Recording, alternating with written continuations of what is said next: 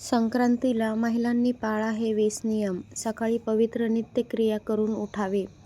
सूर्यदेवाला अर्घ्य द्यावे, जसे जल, तीळ, गूळ हे अर्पण करा. धार्मिक मंत्राचा जप करा. कोणता? तर ओम सूर्याय नमः हा.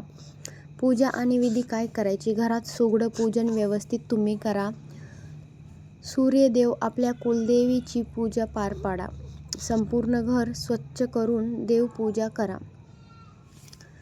जर तुमची काही अडचण असेल तर देवाची पूजा करू नका. महिलांनी तीळ, गूळ, खिचडी, दही, चिवडा देवाला नैवेद्य म्हणून अर्पण करा. भोगीच्या दिवशी भोगीची भाजी पारंपरिक पद्धतीने बनवा आणि पूजा करा. परिधान काय करावे? पारंपरिक आणि शुभ रंगाचे वस्त्र परिधान करा. संक्रांतीच्या दिवशी पिवळ्या रंगाचे वस्त्र घालू नका. संक्रांती दिवशी अशुभ रंगही वापरू नका, जसे जास्त काळा, गडद. महिलांनी स्वच्छ आणि पारंपरिक पोशाख घाला. उपवास अथवा सात्विक आहार ठेवण्याचा विचार करा. सामाजिक व धार्मिक रीत काय आहे? वाढवलेल्या नात्यातील सासर घरातल्या सर्वांना शुभेच्छा द्या. सन्मानपूर्वक वाण म्हणजेच वस्तू द्या, विशेषतः वयोवृद्धांना. गरजू व्यक्तींना अन्न किंवा वस्त्रांचे दान करा. समाजात स्नेह आणि सौहार्द वाढवा.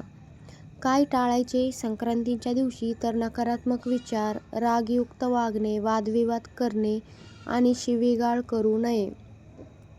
कठोर किंवा तामसिक अन्न महत्त्वाचे म्हणजे टाळा. कोणते? तर मांसाहार, चिकन, मटण, दारू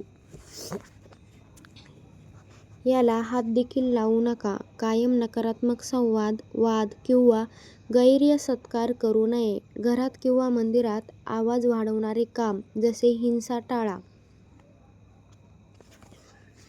ह्या गोष्टी महिलांनी संक्रांतीच्या दिवशी आवर्जून लक्षात ठेवाव्यात.